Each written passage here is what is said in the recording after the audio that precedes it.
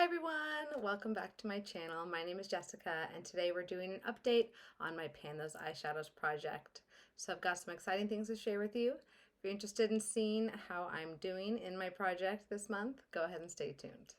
If you haven't seen my previous Pan Those Eyeshadows videos, I will link them all down below. Go ahead and check them out. It's really fun to watch the progress of these eyeshadows month by month. And this week I'll be rolling in a couple new eyeshadows, so I'm excited for that. So let's go ahead and get into this update. We're going to start with the eyeshadow that's been in this project the longest, and that is from the ABH Modern Renaissance palette. So here she is. It's been great having this palette in the project because I've really been getting a lot of use on it. It's been a great matte palette to reach for when I need a matte to work with the rest of my palette. The shade we are working on in this palette is Raw Sienna, and here's what it looked like at the introduction, and then how it was looking last month after 21 uses. And this month, after 6 more uses, we were able to hit pan. So that's what she's looking like now. This one actually, it had probably quite a bit of use before I brought it into the project. So it was 27 uses total to hit pan, and that's less than other Anastasia Beverly Hills shades have been in the past of this project. So I think that's because of that previous use. I've loved having this palette in the project. It's been great to use as just like a supplemental palette for the rest of the shades in my project. And I've gotten a lot of use out of Vermeer, and Fresco, Burnt Orange, and I also, I forgot, I have a bonus pan. I got a bonus pan in Tempera this month, so that's exciting too. So I get to count that one into my pan percentage. So yeah, 2 pans in 1 palette. So that's exciting. And this palette didn't have any pans before, so super excited that after now having this in my collection for 4 years, I now have 2 pans on it. So that is a win in my book. So we're going to be rolling that one out, even though it's been so fun having it.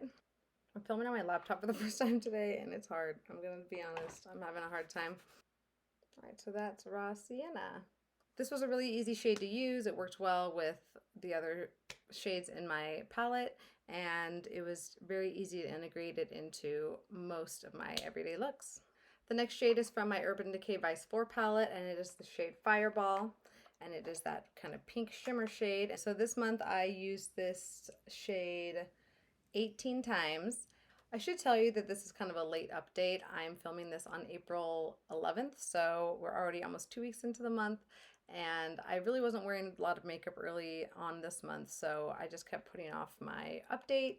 So for those of you who might be wondering, it was a little bit more than 4 weeks, this update. I would say it's closer to 5 or 6 weeks. I used it 18 times this month, and I was able to hit pan. You can see her right there. It's like a little baby pan, and beautiful shade. It was fun to use this. I did a ton of pink looks throughout this whole project so far, and I really haven't gotten sick of them yet, so that's a positive. But yeah, happy that I have pan on it. This is my second pan now in this palette, and this is another one of my dinosaurs in my collection. So it's really good that it's getting some use, and I'm really enjoying it. They have good quality of shadows in here, so not regretting keeping it around, and I'm happy that it's getting more use during this project. So Fireball's gonna get rolled out, and there she is swatched.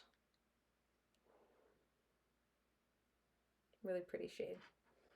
And super easy to wear. Again, I think pinks are basically a neutral. They go with a lot of looks, and I think you can pretty much wear them every day without, drawing too much attention to yourself. I think you can get away with pink in everyday life, I really believe. We're gonna roll out Vice 4, and hopefully it'll take a little break because there's other palettes in my collection that need some love too. This shade was my favorite to work with this past month, and it was from the Shaniqso The Remix palette, and it is the shade Toasted. And I wasn't expecting to love this shade as much as I did. I used this shade 13 times in this past month, and again, remember this palette has pretty shallow pans that tend to surprise me, which in this project can be a good thing. But after 13 uses, which I was like, I'm gonna use it one more time just for the fun of it, because I really enjoyed it, and right before the update, I hit pan. So I was very happily surprised about that. So there we are. I hit pan after 13 uses. And again, it is like probably the smallest little baby pan you've ever seen. There it is. You can see it glimmering. But I'm calling it. And yeah, love this shade. It's a beautiful taupey, almost like a purpley color. Very neutral, but also very beautiful. It really played well with the Buonfresco matte shade in the Modern Renaissance palette, so I was pairing those together a lot. And there she is. You see it's like a really cool tone, like taupey shimmer.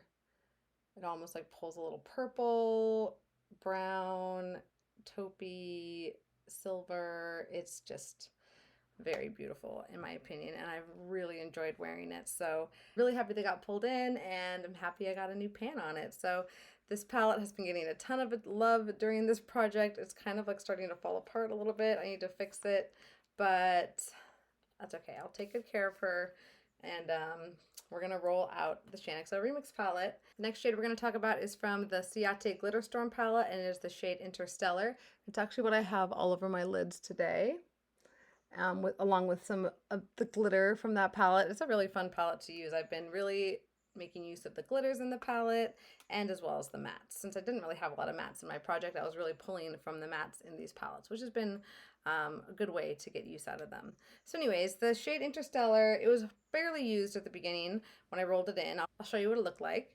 And I've used it 12 times this month, and this is what we're looking at now. You can see I'm getting a nice little dip in there. Don't think I'm close to pan yet. I'm not sure at all how long this one's going to take, but regardless, it is going to stay in. And you can see I've gotten some good use on both of pretty much all the mattes in here, and I've also used all 3 of the glitter toppers in this past couple weeks, and it's been great. I have the glitter on my inner corner right now. It's also on my lower lash line. If I look up, sorry, it's really hard to show you. But yeah, so fun palette, and again, it's just so fun to look at, so I'll be really enjoying keeping this in for another month and getting more use out of it. Here's Interstellar swatched for you. It's kind of like a copper, almost like a burgundy coppery shade. Easy to wear every day. It's pretty neutral.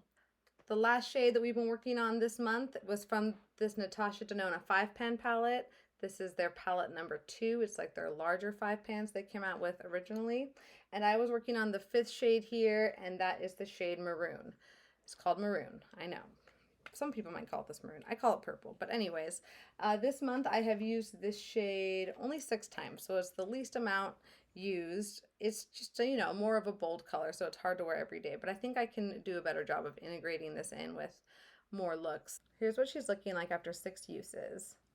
See, it's starting to get like a little dip, but not much. And again, it's only been 6 times, so I think these pans are going to be pretty darn deep though. Knowing Natasha Denona, knowing the pigment behind her shades, this one might be quite a journey with, especially since I only use it 6 times this month. So I'm really going to try harder to get more use out of this in this next month, and update you on something more exciting, hopefully, on our next update. So this one also is going to stay in. Beautiful shade. I'm not going to complain about having purples in my palette at all. I love them. There's Maroon right there for you. Very pretty purple shade. Very pretty shimmer, and definitely gonna slap that on my eyes more than 6 times this month. Hopefully. At least 10. Let's try and get 10. That'd be great. All right, so here was my palette we were working with in the month of March. Not a very, you know, Marchy palette, but I actually had some great enjoyment with these shades, and hit pan on all 3 of these, so these can all be moved out, and we're going to keep these ones in for another month at least and keep tracking on them. And so that means that we get to roll in 3 new shades into our project. So I'm super excited about that. Excited to switch things up, hopefully bring in something new, and let's find out what it is. With those 3 new pans, that brings my total pan percentage to 7.23%. That's 29 shades out of 401. So definitely doing pretty good. I think that we got 3 pans this month. The fact that we got that is pretty amazing. I didn't mix these shades a lot. I was really kind of using them individually most of the time that I was using them. So I think that we were able to get 3 more pans this month. It's pretty amazing, and we are halfway to our goal. I was hoping to get to 15% this year, and we are just about halfway there. And we are not even to the middle of the year yet, so that's a good sign. I did buy a new palette. I broke my no buy, and I'll tell you why when I'm actually going to post a video about it. So check out that video, the eyeshadow palette that made me break my no buy. It's just a 9-pan palette, so it's not like a huge amount of shades, and I haven't added it to my spreadsheet, and I'm not going to until I'm emotionally ready. So for now, we're just counting the eyeshadow pans that we had at the beginning of this project, and that was 401. So at 7.23%, that's a pretty good percentage for me at this point as far as this project goes. Although again, it's arbitrary. It doesn't really mean anything. This is just for fun. Yeah. I also want to say that I forgot to include my bonus pan in my pan percentage, so I actually have 30 eyeshadow pans with pan in them, bringing my pan percentage all the way up to 7.48%. So we really are pretty much halfway. That's exciting. Anyways, now that we have our new pan percentage, that means we still have 372 eyeshadow pans in my collection that are eligible to be rolled into this project. So let's find out what those 3 new shades are going to be. So I put the numbers 1 to 372 in my Pretty Random app, and we're going to shake it to randomize together right now. Let's do this. 289, 322, and 269. Okay, I'm gonna go find out what those shades are, and I'll be right back. All right, that was kind of a roller coaster ride. I felt like I kept rolling in the same shades. They were just too similar, and I decided to re-roll. So I originally rolled in, I had to re-roll for this shade like 3 times. So I originally rolled in this shade, which I thought was too similar to Interstellar. They just like are both like a brownie shimmer, and I just, no, that's not even the right shade. I'm sorry.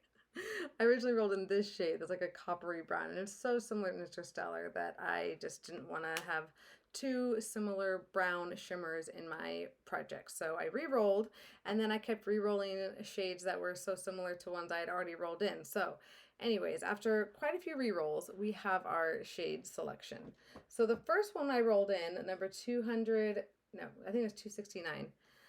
Is from my Lorac Mega Pro 2 palette. So this one is making a reappearance in our project. A lot of old friends coming back. I feel like this random app is not as random as maybe it should be. I think other painters have had similar problems with this. So anyways, we're going to bring in her again. And the shade we pulled in was a blue shimmer shade, a dark blue shimmer. It's right here. It's Blue Quartz. So I'm definitely a little nervous about that shade. This is what it looks like now. It's definitely gotten maybe just 1 or 2 uses, 1 or 2 touches on there. This is a pretty loved palette, but that shade is not so loved. So I think that this will be actually a really great shade for the spring and summer as a liner. I love doing a blue liner, and I think that'll be a really easy way to use it and get pan on it pretty quickly. So that's okay for me. I'm not mad at that shade coming in. I do love a pop of blue. There she is swatched. You can see it's not too shimmery, but a nice blue shade that'll go really easily on the lower lash line. And maybe I'll use it more than just that too. So we'll bring in Blue Quartz. That's our first shade. Kind of this is probably the most colorful palette we've had so far. So at least that's exciting. And again, after a lot of drama re-rolls, I finally settled on our last 2 shades, and they happen to be from the same palette. So again, how random is this generator? But they're both from the Jaclyn Hill Morphe palette, and this one just got rolled out a couple months, maybe a month or 2 ago, and we're rolling it back in. And now we get to work on 2 more shades in here, so that'll be fun. Luckily, they're 2 of my favorite shades, but they're pretty neutral, so at least they'll be easy to use every day. The first shade we rolled in was shade number 10, and it's Pooter, that matte right there. And again, I feel like this is like the exact same shade pretty much as Raw Sienna. We're just rolling in another matte to replace that last transition matte that we were working on. And let me swatch her for you. This will be a really easy shade to use every day. In the transition for my skin tone of basically every look that I'll do. There she is right there. kind of hard to tell. But yeah, it's like a very neutral brown, light brown. It'll go great with everyday looks. So it might take a while to hit pan on it though. I've never hit pan on one of these mats, so that'll be interesting to see how long that'll take, how deep these pans are. Well, we know how deep they are, but so they're actually a pretty pigmented, denser matte. So I think it will take longer to pan. Definitely longer than an ABH shadow would be to pan, so that'll be interesting. Let's see how that goes. Luckily, I've gotten some good use on that shade already, so hopefully it won't be too hard. And the last shade that we are working on is this shade here, and it happens to be basically my favorite shade of the palette. It is called Obsessed. That one and Smoky But Natural right next to it are probably my two favorite shades. Love me a shimmery neutral. And Obsessed will be great as an inner corner highlight. It'll be great all over the lid. It'll be great for every day. So I'm excited about that one. Let me swatch it for you. Oh, it's so pretty. Oh yeah, I'm not mad. No, I mean, it's kind of a softball, but I'll take it. So there she is right there. Look how sparkly she is. Very, very pretty shade. So there's our palette. Kind of interesting. A lot of shimmer here. I'm glad we got at least one matte after rolling 4 or 5 shades. But yeah, like after I rolled in Obsessed, then I rolled in another shade very similar to it, and then I rolled in another shimmery blue. So after a couple rolls, we got a matte shade and we got some diversity in our palette. So there she is. Super excited. I think that I'll have a really fun time mixing together, you know, of course, the 2 shades from Jaclyn Hill and playing with the rest of the mattes in Jaclyn Hill. The blue will be fun to play with. I'll keep bringing that purple in, and then that copper shimmer for more neutral looks will be really, you know, easy to use as well. So yeah, excited about that. And that's our update. All right, so we're going to talk about some looks that I did this month. Not a ton of exciting things, but some pretty looks, I think. So let's take a look at some of them. This first look,